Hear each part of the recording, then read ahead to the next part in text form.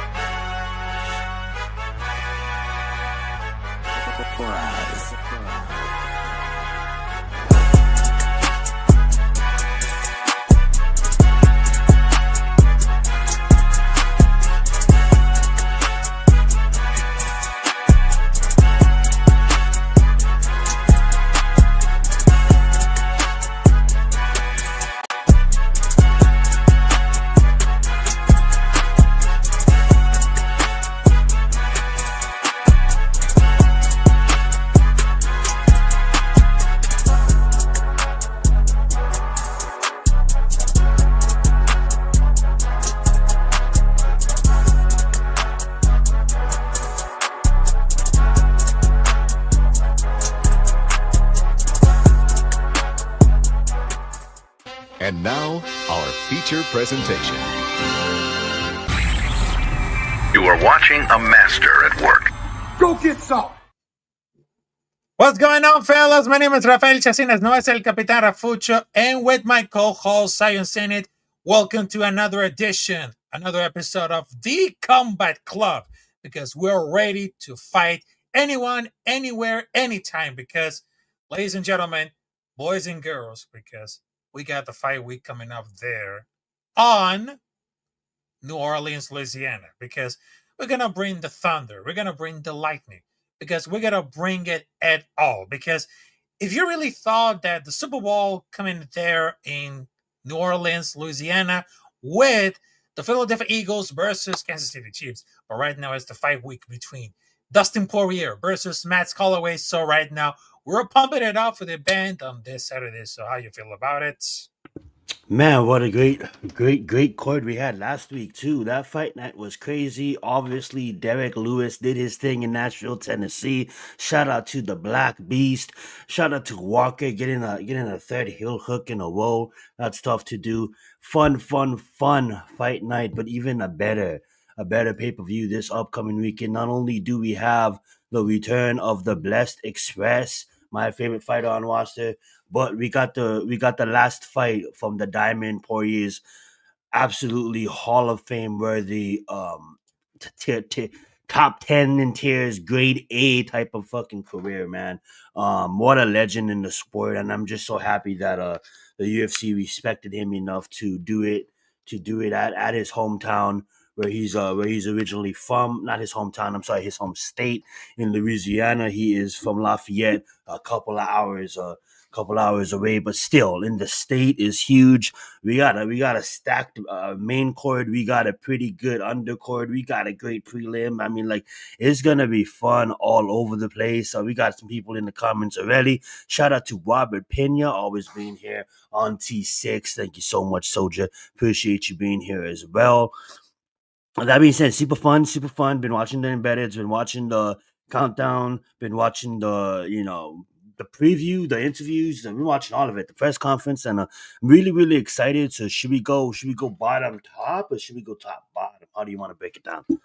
Yeah, we wanted to break it down like the main card, because I absolutely is gonna be like really important, because they really can't expect it like the unexpected, because right now it seems like it's gonna be like really happening right now. All right, so let's just wanted to shake them off those things right now, because before going to the main card, because I just wanted to tell you, you're absolutely correct about Derek Lewis, because man, that was like a nasty knockout, and I was like, man, I cannot believe that it just really happened at all. So big up for Derek Lewis, the Black Beast, and right now he's getting back.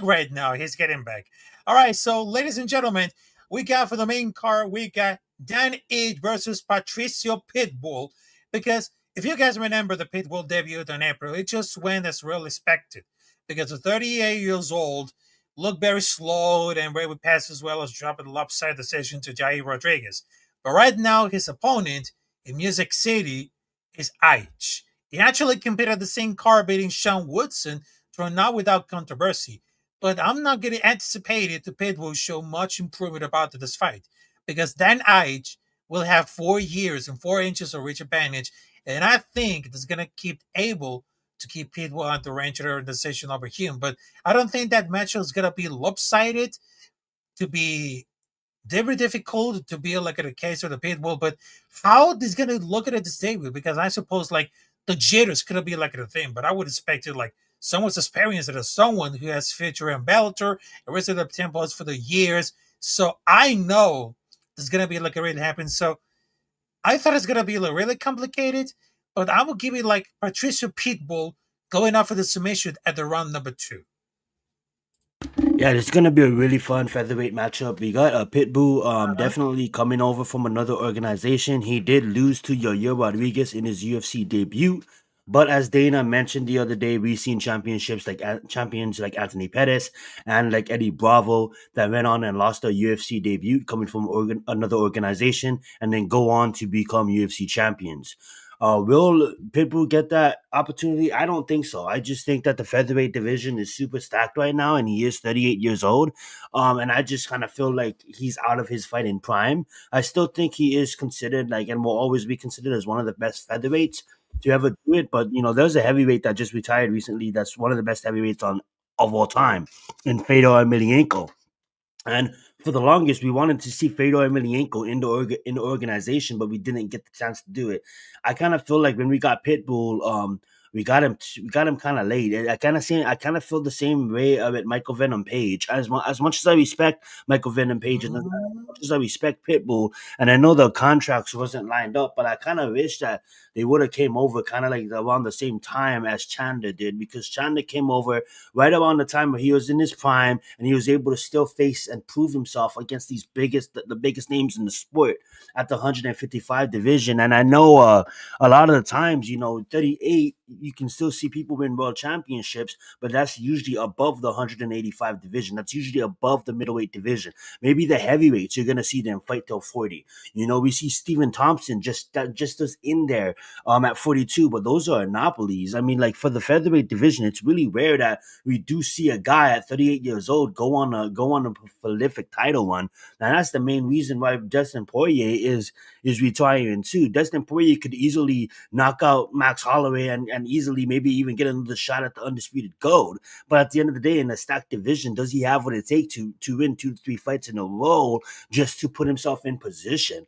I just think that Ige is in this time in their career, I think Ige is the better fighter. I think Ige had 2 matchups that really, really did test him, and one of those matchups was on a 4-hour notice against Diego Lopez, and then he goes and he fights an undefeated fighter. So that being Leon Murphy. So that being and Leon Murphy, if you really look at it, that's a future champion. So I really do think that this is going to be a tougher matchup than what the MMA brass is saying it is, and I do see Ige getting the decision here. I just think that he's gonna hit the more harder shots. He might even wobble Pitbull a couple of times. I think Pitbull will try to work in takedowns, but I don't think it's gonna happen on Ige. I think Ige has fought the tougher competition in the last 5 years, and I just still respect Pitbull as an opponent and as a game opponent. But I just kind of wish that that he came to the UFC much more earlier.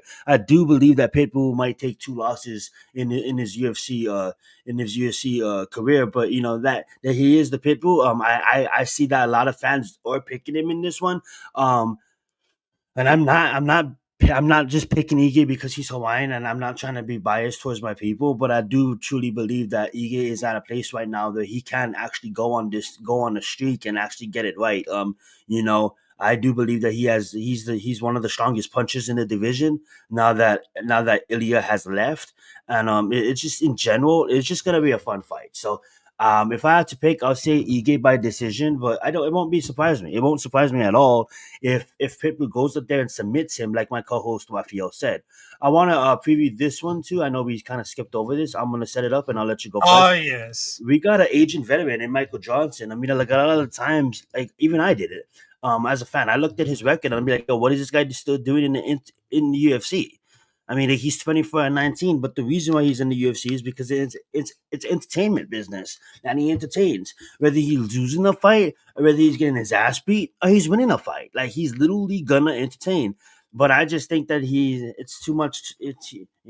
Daniel is just gonna be too much for him to unbox here. I mean, like, maybe a prime Michael Johnson would have got the job done, but I just don't see Michael Johnson at this age getting it done against a shrieking Daniel that is manifesting his victories. I just seen on Embedded right there, he got into the 40 and he was driving that around the track in Vegas, and he was saying, Raphael, like, I can picture myself driving this one day, like, get enough money in the sport to drive this one day. I Exactly. train like I already am the champion. That's a championship mindset. And sometimes when you have a championship mindset that early on in your UFC career, I mean, like, and he is Mexican. I mean, like, they're tough motherfuckers. I'm gonna ride with Daniel all day, every day here.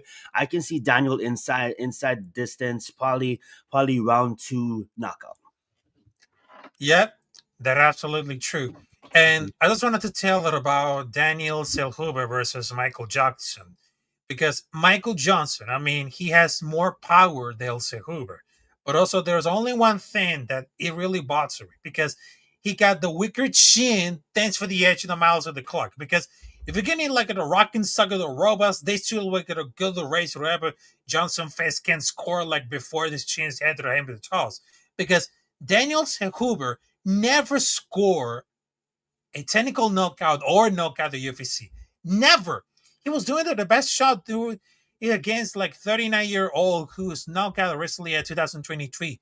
That because 2 years. Also, Silkubi has like a Richard advantage to play here because I think it's going to be the point of the best position to get a stoppage or winning the scans to get the decision. So I understand that still Huber's super prospect status.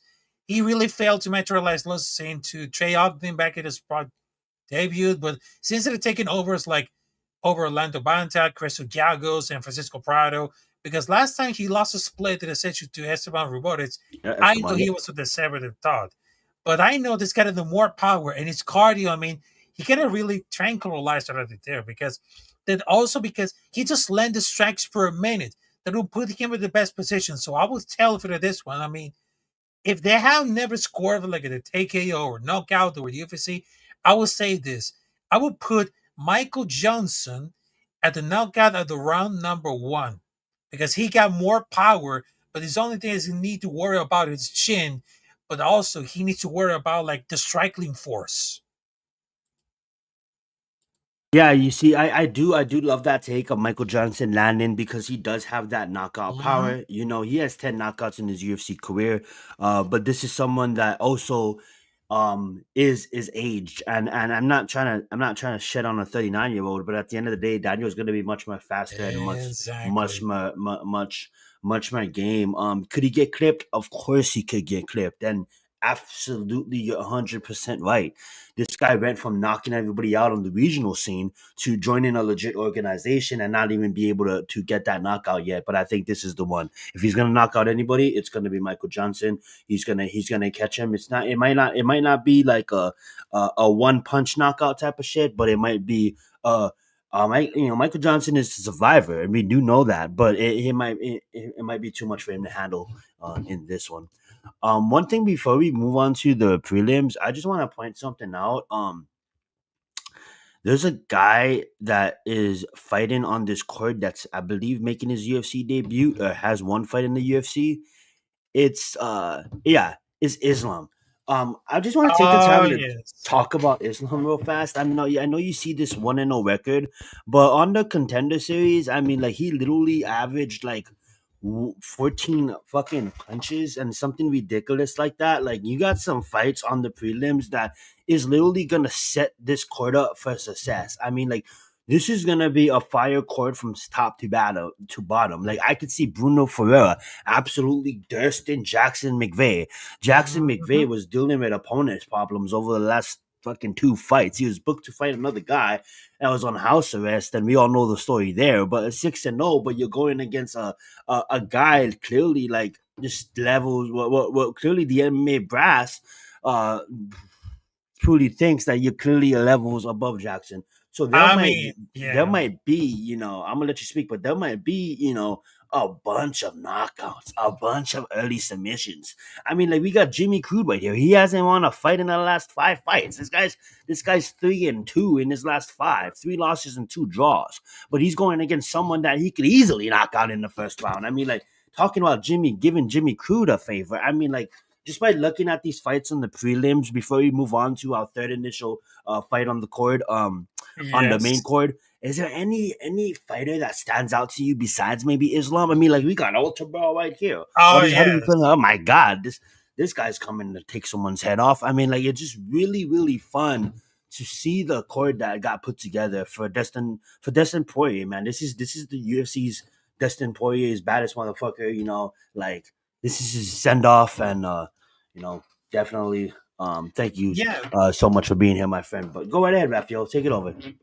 I mean, between for like over those preliminary fights, and Mm-hmm. we're talking about like Islam, which is Islam Mm-hmm. Dotterboy, What because a I know dog. this is gonna be Dulatov, because I was very more impressed because I know we've been seeing like a lot of bets coming up there, because he's been fighting out for more than a full year. Because it was last fight, because I know he's German, but he was born in Chechnya, and he's 11 wins against one lose. He's coming out for the elbow knockout of the Contender Series. But I know that he became for like a really transition to a fashion model to an MMA fighter, because even I was more than impressed about it. And another thing, which is like Jimmy Crute. Jimmy Crute, I know they're gonna be fighting against Marcin Francio, because Francio is a fearless kickboxer with a decent volume, but he doesn't have like the power of defense to be like really successful. I mean, Creed is more diverse. His ability to strike and wrestle is probably going to like to make the difference under this fight. So I'm gonna tell for this one. I mean, I love Jimmy Crude because he was more interesting about like a couple of takedowns. I mean, he just landed for 50 minutes. I mean, he can really reach it out because his cardio and of course his landage on the octagon, that will be like some brawling because gonna probably a decision. And to be honest, right now, I mean, for over like the preliminary fights coming up there, I mean, some of them because they're not looking very good coming off of the Ultimate Fighter. Because look at this for the Atiba Gold tier. I mean, he's favorite for at least 550 and Robert Valentini plus 410. I mean, he's going to be like the underdog, but Valentini, they don't have to worry about this terrible takedown with being tested in that fight because that would have sent it off like a flamethrower this time around.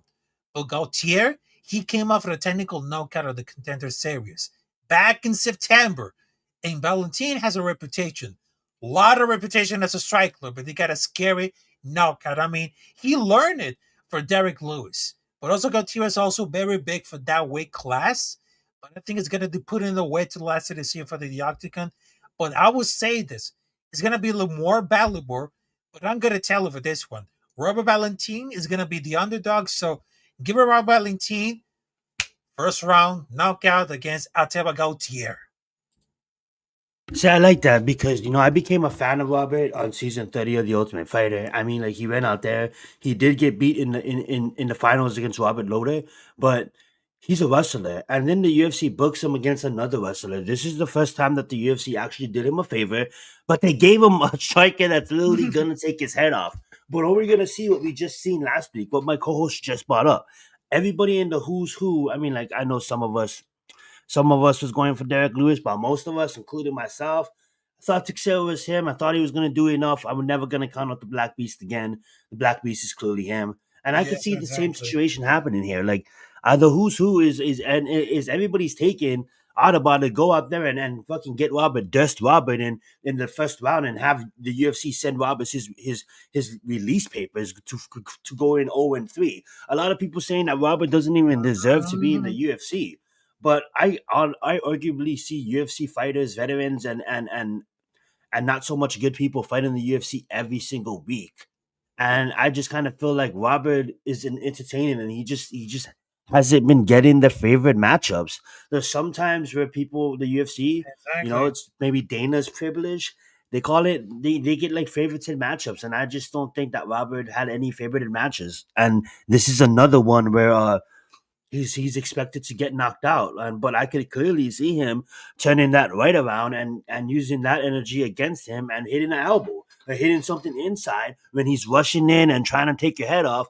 Robert steps out of the way and literally maybe he can land something, but I honestly don't see it. I think his chin is kind of washed this early in the game as well, and I just think Gutierrez comes out and dusts him. To be honest, as much as I want to see Robert win, I just don't see the path of a path of victory against a monster like Gutierrez. Like this guy's streaking, and this guy's streaking for a reason. Exactly. 86% knockout rate. Francis Pereira, I mean, like this gonna be a fun fight too. Francisco should get it done. Nothing against Nico. I don't even want to try to pronounce that, but nothing against the No, homie. it's But Nikolai. It's yeah, Nikolai. Nikolai. It is Nikolai, right? Nikolai. Yeah, I just think that Francisco overall is just the overall better striker. You know what I'm saying? Sorry, better fighter. I didn't mean striker. The better overall, the better fighter. I mean, like obviously you can see that the knockout rate goes to Nikolai, but I just think overall as a put together UFC fighter, not really known too much about these people, Mhm. but I'm just gonna buy my money's on Francisco. I just think overall, I've seen his last performance. He did lose, but really tough out, and I just think he does have what it takes to beat Nikolai. Let's get back to the main court though. Actually, let's not trying to drag this on because these are two bomb prelims. Like first question, I don't know why this is not on the main Oh, court. there you Yet go. alone, if it's not on the main court, why is this not on prelims? I mean, like I get it. They're trying to push Oliveira here, but I mean, like Kyle Phillips is nobody to sleep on. But I just don't understand. Like we have a really exciting fight. I mean, like if you look at the main court, most of these motherfuckers outside of Pablo because he's on one right now, and these guys are talking shit, but no one really everybody respects each other. These guys don't like each other. I would love to see them face off at the weigh-in show and at the press conference today, but unfortunately they're not on the main court. Overall, I'm gonna take Morvan. I get it. He hasn't really looked himself after that bad injury, after that Yeah. career and an injury. But I just think he's too talented not to go out there and not to write the ship wrong. I mean, like you got to go out there, you got to beat someone like Brandon Allen, someone that this is a closer fight than a lot of people realize, and I do think they're really similar. But the fight starts on the feet. I think Morvan Victoria is the better striker, and I truly think that he never been knocked out before, and he never been submitted before. All of his losses, I believe, is from decision. So and I just think he's a more durable fighter. So I'm gonna go with Melvin here. I think he is the underdog by a lot too, but I'm gonna go with the dog. I'm gonna go with Melvin here. Who do you got? Oh, between for like Brandon Allen versus Mm-hmm. Martin Vettori. I mean, this fight it looks like a UFS Apex headliner because I'm very shocked because It does. Tori Vettori is coming off of the two Apex main events, both he which lost for the session. One it was Jared Cannonier and the other one's Roman Deletsu. Because on the other hand, Allen is coming off of the co-main event decision Anthony Hernandez, where he looked very okay before that because Allen's last win was a split decision over Chris Curtis. Despite for like similar ages, I mean, it feels like he caught it off with the victory in the recent years because the gas tank is going to be really part of it at this fight. Allen gets a lot of energy when he puts like dragging opponents into exhausting physically and mentally clinch work in grappling exchanges. They got to be careful. And Martin Vittori has go to Aptune like traditionally. Good takedown defense, but they got it down for like 4 times. But I think Vettori is going to be the best striker in this bout. But I don't think he's going to be so dominant with that category if he's going to hurt Allen. Because I think we see like a close fight, but I will see like a really decision. But I understand that Vittori is going to be like the last fight that they can throw unfortunately this time. So I will say this Brandon Allen by unanimous decision. I love it. I got Melvin on unanimous. Rarely do we disagree. Most likely we agree. But what is Yes. the show if you all agree on everything, right? Man, this is a banger. I know the UFC is trying to push Oliveira. I know Oliveira's on a 5-fight win streak, but this is going to be the toughest competition to date. I mean, like Kyler Phillips is his only problem is he gasses in fights. So if it's gonna go early, Kyle Phillips can easily knock out Oliveira early or submit Oliveira early. But if it goes late, Oliveira, he's gonna win the fight, whether it be by knockout, whether it be submission, whether it be by decision, and that's just that. That's how I truly feel about this. Overall, I do think that Phillips is the better fighter at this level of his career, but he does truly he gasses out, and then that truly makes Oliveira the better fighter in this scenario. So I'm gonna take the guy that's 22-3. I mean, like you look at that record, they're not really the who's who, but I'm gonna take Oliveira, man. The UFC is clearly pushing him. They clearly want him to win the fight. They're feeding him Kyle Phillips. That's really tough, but I don't understand how this is the future prelim. But he is on a 5-fight win streak. This should have swapped places, but it is what it is. Let Oliveira and Phillips headline the prelims. Who do you got on this fight, bro? We got Philip Rivers coming off of a tough loss. Yeah. We got Oliveira on a 5-fight win streak. Who do you got? Vinicius Oliveira versus Calorie. I know it's Benny. Because I know that both Oliveira and Phillips, they're well-rounded. And Benny Oliveira, because I know they're very familiar with Charles Oliveira, because the striking is more potentially explosive. And the wrestling of Phillips is kind of like a lot better, but Oliveira had to make like the edge of Brazilian Jiu-Jitsu because it's going to be like a good matchup. And that fight between Calorie Phillips versus Vinicius Oliveira, they deserve it to the main card because it's going to be incredible, more incredible, because it's going to be like a good matchup. We're going to see like across the dimensions because Oliveira had a lot of power. He's got more cardio, great balance, and takedown defense because his ability to prevent Phillips from racking off at the takedowns at the top position to make it like a difference. And of course, his better submission. So I would tell you for this one. Vinicius Oliveira by submission, round number 2. I love it. I'm gonna have to agree. Oliveira late. Phillips, if he can get it done, it's gonna be early. But I just think you're right. I think Oliveira is just gonna be way more better in the striking department. We talked about Ige versus Pitbull. We talked about Daniel versus Michael. Yeah, let's move up to Kevin Holland versus Daniel Rodriguez, bro. I love this fight, but I'm gonna let you go first. Let's get it. Yeah, between that fight, between that one, Kevin Holland versus Daniel Rodriguez. And I understand that Kevin Holland is favorite, but of course Daniel Rodriguez is cataloged as the underdog. But it's going to be favorite for these several reasons. More powerful striker than Rodriguez, and he complements his striking in nasty opportunity grappling. But Rodriguez is very much just like a volume striker without much wrestling and grappling information to get back it up. And Holland has a commanding 7 Rich advantage, who likes to fight behind the jab, is going to find like the steps that outside the game with Holland, setting off at the range or to land the big looping shots. And Rodriguez has fought guys with shorter reaches in his last 3 fights. And the last person was against Neil Magny, who soon came with a Darce choke in the third, a move that Kevin Holland was especially good at. And I think the adjustment is going to be really too much to Rodriguez, and he won't be able to land at this kind of the volume. So I will see this. I see a Holland getting a submission coming out there from the front chokes primarily. They're going to lean to the top of the inside for the distance. So I will say this. Kevin Holland, round number 2 submission, because I understand that for the submission, never beats a very sharp at all. Dude, I absolutely love it. This fight is gonna be a fire fight, man. This fight was just like the 3rd time now it's scheduled. Obviously, things got messed up last time. Holland was supposed to fight Daniel. Holland ends up fighting Chimaev. We all know what happened there. That being said, since then, Holland moved back down officially to welterweight and taking it more serious. He's on a 2-fight win streak. And looking at Daniel's side real fast before we get back onto Holland.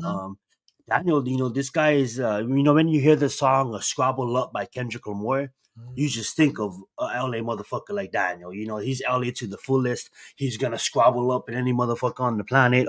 This guy's undefeated in jail. He had like over 100 fights in jail, never lost a fight in jail, decided to come and become an MMA fighter, and he has a 19-5 career. This guy's absolutely a dog, veteran of the sport. I kind of wish my people were he will get recognized more because this guy truly is someone that I do respect as a fighter, and I just kind of feel like I love the fact that they did put him on the main event the main core to get. I just kind of feel like people know who he is, but I don't think he gets the respect that he deserves. And but then now he's going against Kevin Holland, that is just a nightmare matchup for him. Like, yeah, he could easily come out here and land something big and put Kevin Holland out, but Kevin Holland, he's gonna be in a flow state this match, and he's gonna go out there and absolutely, I would honestly say, dismantle Daniel Rodriguez. Use his range, use his reach, use his fight IQ. Yes, I said that Kevin Holland has a great fight IQ. Sometimes I wish he would take his fights more serious rather than just fucking around in there. But when he takes it serious and he uses his game, I mean, like he initiates the game plan. Dude, he can get the job done, and I could easily see ground and pound stoppage, ground and knock him down into a submission, like Raphael was saying. Kevin Holland inside the distance, inside two rounds, whether it be the first round, whether it be the the second round. If it does make the third round, Daniel's gonna be bust up. Now, Daniel, if he hits Kevin, he probably will hit Kevin. Kevin's really hittable, but Daniel has combinations that can easily cover the distance, and the reach is not that far apart, even though it is. Daniel definitely has the movements to get inside, but I just think you work that jab, you keep Daniel on the outside, and you work your flow state movements. I've seen Kevin Holland train recently. What's up, Matt? Thank you so much for being here. And the guy motherfucking looks good. The guy looks really good. 2-0 win streak. Trying to win 6 fights inside a year. Not been trying to fight 6 times a year this year. Trying to break that record. I can see a 3-fight win streak here, and him getting one on a title run. I want to see him go and get some names and go fight for a title soon.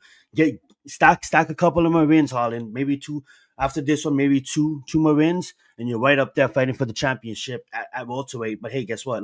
You gotta do it, Jack. You gotta do it, Islam. You gotta do it, Shako out. You gotta do it, homie Ilya, if he's probably gonna be around by then. But that being said, man, it's so fun that welterweight division is stacked. It's so fun that the lightweight division is stacked.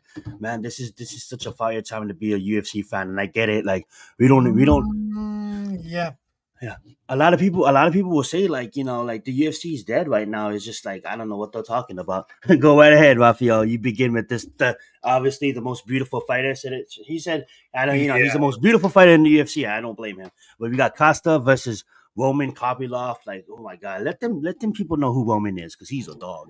Yeah, let the people want it, because I understand this is a co-main event. Because in that case of Paulo Costa, because we haven't seen Costa since June 2024. He was really stiff by a Sean Strickland game. And I know that it's not about a soccer game between Brazil versus Russia.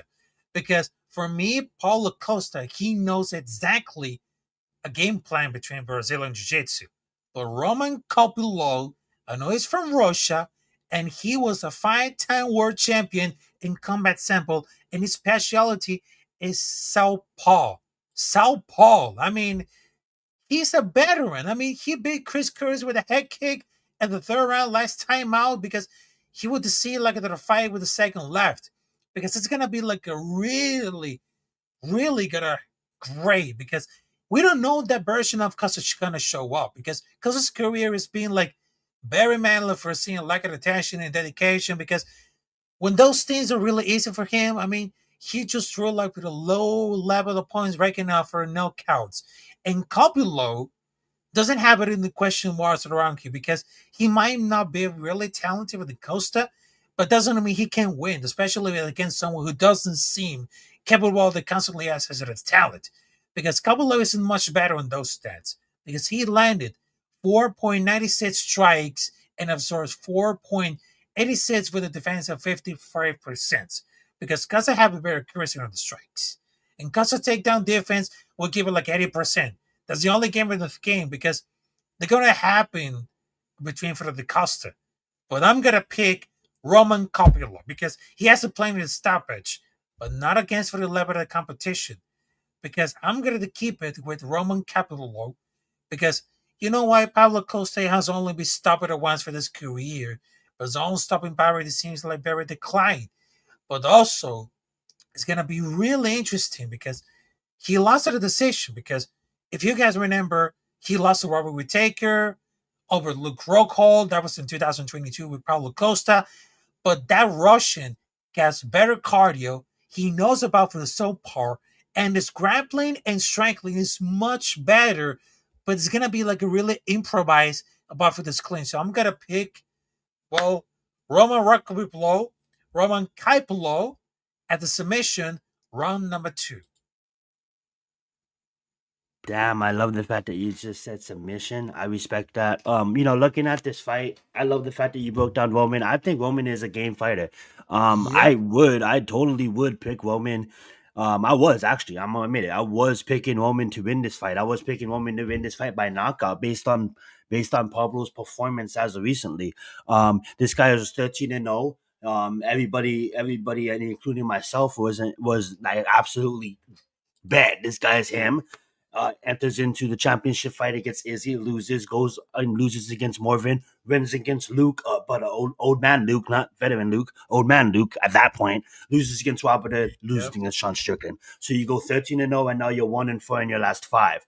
But those 4 is championship level fighters, and then Marvin Vittori, a fighter that been inside the top 10 of his respectable division for the last fucking 5 years.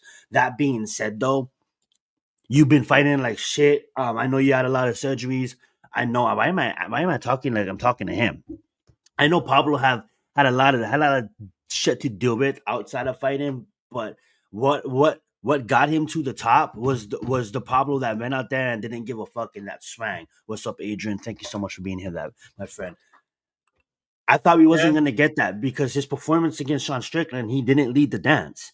The Pablo that went 13-0 led the dance. People was Exactly. afraid to fight that Pablo. His confidence, he lost his confidence after he fought Izzy. And after he fought Sean, like it just Pablo just looked bad as fuck fighting Sean. He was waiting for Sean to swing, and I changed my mind when he walked out at the press conference, I believe it was, and he got so much cheers. And I mean, obviously that didn't. He probably trained for this, but like he literally said too, like he put in so much work to get back to the Pablo of old. And when he felt that energy in the crowd, I do believe that we see old school Pablo. So I'm gonna put my money on Pablo here. I'm gonna say knockout. I'm gonna say he knocks this kid out, and it's Ooh, obviously I he's love 33 years it. old. But I'm gonna go Pablo by knockout. Roman's the better striker at this point in the career. But if Pablo just channels fucking 75% that was him on his comeback, he can knock this kid out. He has the power to do it. So I'm gonna say Pablo by knockout. I just have a gut feeling after that press conference that this guy's gonna move forward. He's not gonna wait. He's gonna move forward. And he's gonna apply pressure. And if Pablo applies Exactly. pressure, that's what makes him a fucking nightmare. That's what made Tyron Woodley so good. Tyron Woodley applied pressure. Then he stopped applying pressure, and we know the history of Tyron. That being said, though, don't.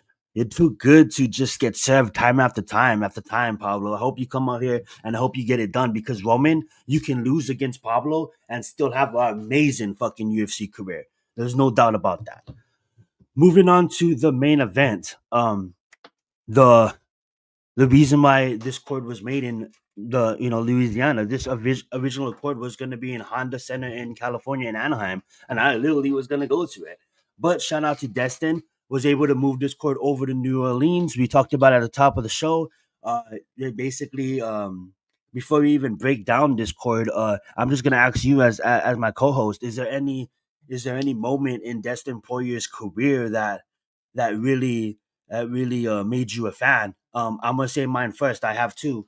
Um, MMA is really, really big in Hawaii, and a lot of people know that. So growing up, they have a lot of X1 events, Titan events. There's just so much events, small amateur events, and before Vegas sanctioned the MMA, a lot of the legends fought in Hawaii because it was legal in Hawaii. So a lot of the legends flew down. They fought at Blazed Out, Anderson Silva, BJ Penn, Point Bean. A lot of people, Machito, a lot of people. Like Hawaii was the hotspot for MMA at one point in the '90s and the early 2000s, and that being said, the only reason why I brought that up is because we had a young Hawaiian that was 3-0 on the regional scene, that a professional, but just got called up to the UFC, and he was going against a guy that like was just basically young Goak as well. But all being said is when someone when and that's why I'm saying, like, I'm an early Max Holloway fan. I've been following his career.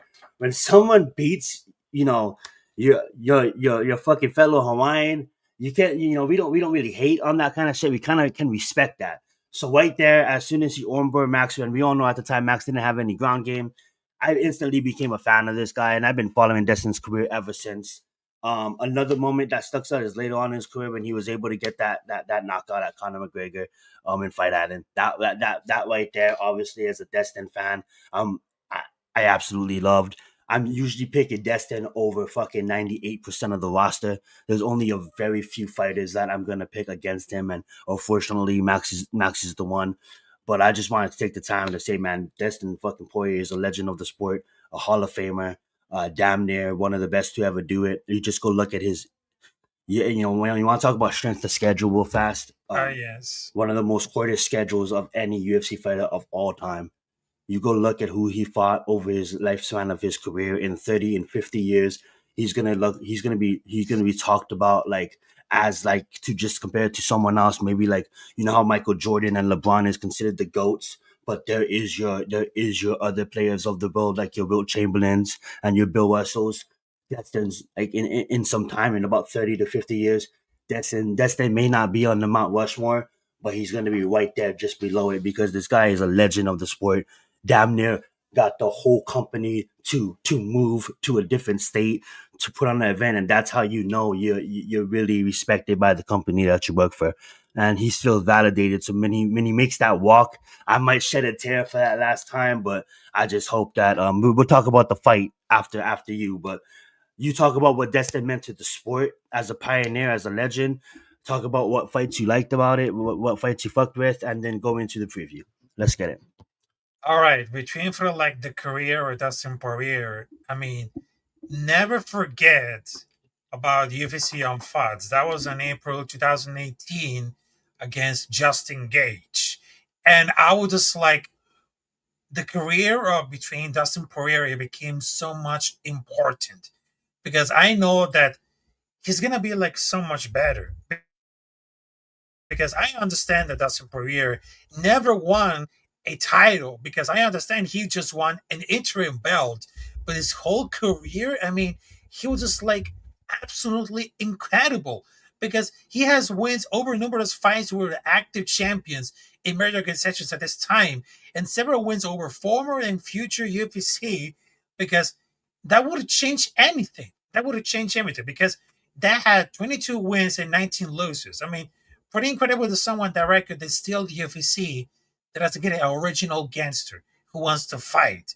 And I know that he's just really to get the greatest fighter to never won that belt because I always thought that he was like a moment because he was really solid about this year. Because I understand that every time that we see like the whole career of Dustin Poirier, it was like truly amazing. And some people that say, "Oh, Dustin just can't grapple," but did he put in a lot of performance because he's very proud of the work, those things that accomplished up in his life. And the first time that I just saw Dustin Poirier, it was just like it because I was in college and I was watching the between like what are those fights against that was a Jonathan Brookins back in 2012. Like the Ultimate Fighter Oh Team yeah, Carbon versus Team Nelson. That was a finale. And he won for submission against Jonathan Brookins. And then I was really hyped up between for like the first part of Dustin Poirier versus Justin Gage just back in 2018 in Glendale, Arizona. That was like a picture perfect. And I understand that that career because not putting into the back full of hours for the past year can change because he was doing it all the time for the best. Because I was very impressive because he held up for that fight, that also the stick and breaking in that leg. I mean, he's literally a champion in our hearts. And talking about like the preview coming up there between Justin Poirier versus Max Holloway, the third part, because it's just like a rare trilogy where one fighter is 2-0. Because I won't go over like the first fight between because they'll see like in the trailers and promos. Because the last time we see Max Holloway, there was a knockout by Yellow to Poirier, who seems capable of knocking out any player right now. But Poirier coming off an unsuccessful title shot against Islam Makhachev because he got a plenty of troubles in the fifth round. Because I don't want to say he played with his foot in the fight, But fighters and retirement fights don't have the best record. But I think Poirier has enough working in his favor. The zone tennis is not really sharp because it's not retirement past this priority date. He's very wise because in Okinawa they say they should eat until 80% full. But I think the fighters should compete until the 80% they should retire because he's never enough at the sub well in the fight. He's been already twice. It was only 3 years in him because both guys are primarily strikers, but different different approaches to wrestling and grappling. And Holloway folks to avoid the situations is very good at that.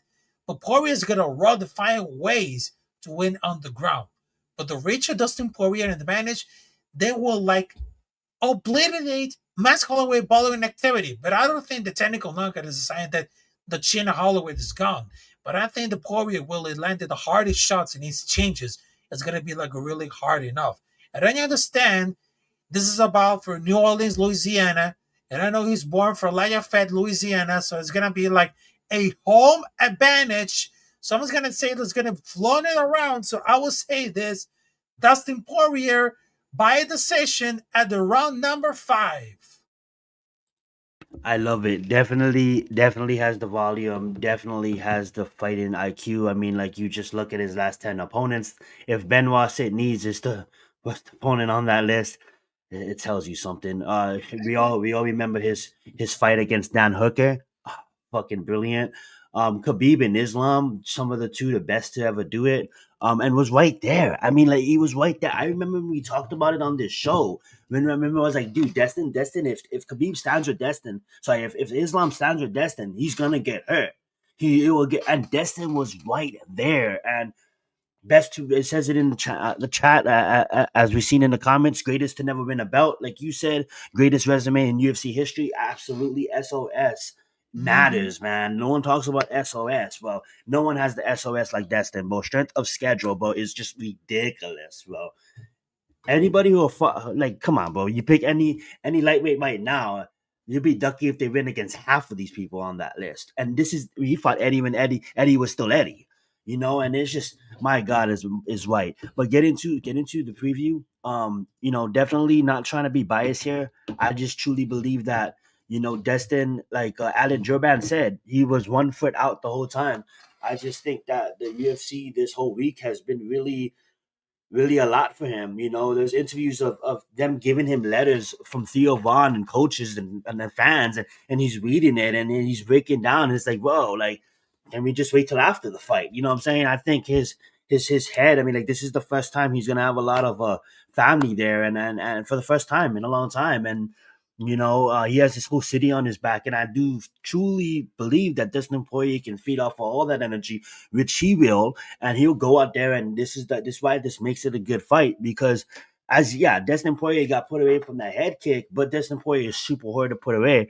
But I just truly believe that Max actually getting mad about being still ranked at featherweight really wants a rematch with Ilya. I mean, like, you talk about DC said it. You talk about a guy who just gets his fucking rematches.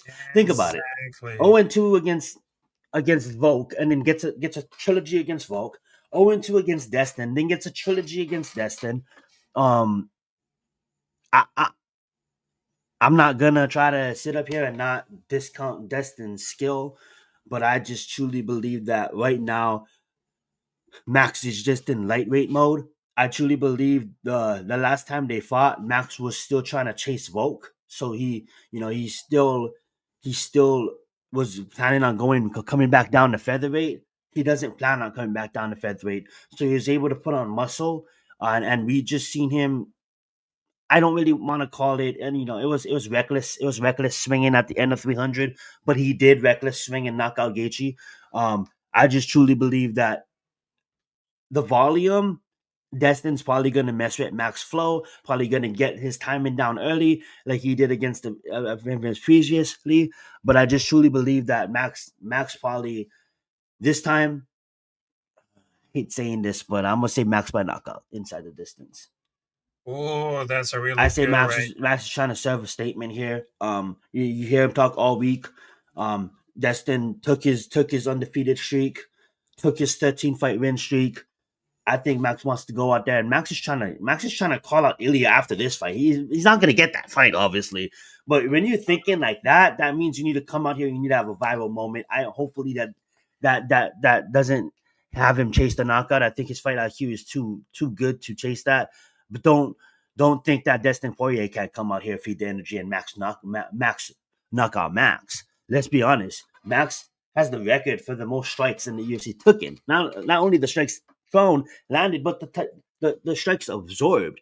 Then he got put out his last time fight, and it's not like a Volk situation where Volk came out immediately. He had like 9 months off. But at the end of the day, we never seen Max come back. We never seen that chin get tested after a knockout.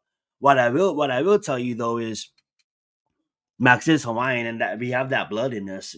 I just hope it holds up, and I just think And Max is a way better fighter, and Destin is 1 foot out. If Destin was not retiring, this makes this a whole different fight. But Destin been thinking about retiring, and usually when you're thinking about retiring, yeah, you maybe want to have that last push, that last hoorah, that right off into the sunset like Robbie Lawler type of shit. Maybe that Robbie Lawler knockout when he retired. But I just think Max is gonna get that. Max is not gonna go 0-6. Whether it be by knockout, most likely it's gonna be by decision. I'm gonna say Max is gonna be 1-5. I'm putting my money on Max Holloway in this one. It's gonna be a close fight though. Gonna probably go to the distance, but yeah, Max I mean, exactly. It's gonna be like a very close. I want to see a good fight, honestly though. Oh yes, it's gonna be like an awesome fight. And to be Mhm. honest, right now, I mean, that fight is gonna give like a lot of goosebumps because I understand it's gonna be in New Orleans, Louisiana. Mhm. It's gonna be there. Lil Wayne is gonna be Lil there Wayne. at the event. Lil Wayne. I mean, you know, the guy who recently I know that Lil Wayne, because we all know Lil Wayne's He's on the career. rush more rap, definitely. That's Lil Yes. Weezy. You know what I'm saying? Yeah, Lil Weezy. If you know about those hits like Lollipop, Get Money Along with T-Pain, 70% of Billy. the rap game right now would not exist if it wasn't for Lil Wayne. All these new generation rappers, bro, there's Lil Wayne style and all of that. And one thing, I know it's not a rap show. I'm just a rap head. One thing about Lil Wayne is he motherfucker just flows off the top of the dome. He don't even write. You just put on a mic and he just goes nuts on it. Like just randomly freestyling. All of his songs is just a freestyle, like Jay-Z. It's just so beautiful, though. The talent behind a genius that Exactly. is Lil Wayne, bro. And he is gonna be rapping the strap along the winner. He's gonna be rapping the strap. Whoever wins this fight, we're gonna get the belt put on them by Lil Wayne. How would that feel for Dustin Poirier, bro? To have Lil Yeah. Wayne, you walk out to Lil Wayne, his first fight, you walk out with Lil Wayne music, right? Then you get a walkout with Lil Wayne, like actually there to walk you out for your retirement fight. But then you have Lil Wayne put on the strap. If Dustin Poirier wins this fight, retire the belt. I mean, I love it. I love it. Retire it, right? If Dustin Poirier wins this fight, retire the BMF belt. We don't need that no more. Dustin Poirier retired as the baddest motherfucker on the planet. Let him have that moment and retire the fucking belt. Yeah, let's just have it like a little moment right now. That's all I'm saying. If Yeah, Max wins, then exactly. defend the belt. If Max Exactly. wins, calls out like Michael Chandler, call out Justin, no, give Justin Gaethje his rematch or something. Like, you know what I'm saying? Like, call out someone. Like, don't call out Ilya. You're not gonna get that fucking fight. Don't call out Orman because Orman's just waiting for a championship, deservingly so. Orman shouldn't fight nobody. If Max wins, go fight a Dan Hooker. Go fight a fucking Michael Chandler. You know what I'm saying?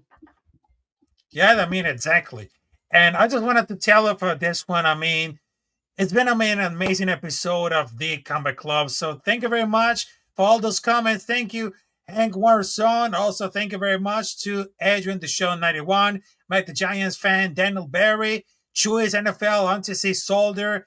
Yeah, this is gonna be like a really amazing. So make sure to subscribe to Capitan Rafucho and my co-host Zion Senate because we're bringing the best of the fights of the UFC, MMA, wrestling, and boxing on the Combat Club because in this club, we're ready to fight anytime, anywhere, anytime. And of course, I'm going to bring a little surprise for this Saturday because this Saturday, I'm going to bring it in to a watch party and reactions of the UFC 318. So, ladies and gentlemen, boys and girls, get ready because the UFC 318 in New Orleans, Louisiana is going to be a perfect movie.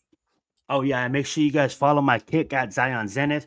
Follow the TikTok at Zion Zenith. I'll be posting the highlights of the fight. I mean, like, this is an MMA show. We be talking about MMA on there, too. But yeah, also video games. You know me, I love my games. That being said, Zion Zenith on YouTube as well. Thank you so much for having me on again, my friend. Can't wait for the preview of the upcoming next event. Oh, we got Shemaya and DPP. Oh my Oh god, yes, it's gonna that's be gonna be like fire. the 319's 319's gonna be lit. yes, it is. All right. So anyhow, we're out of here right now. So let's check in a moment. So right now, I just wanted to say thank you very much. Have a great weekend, and we're out of here right now.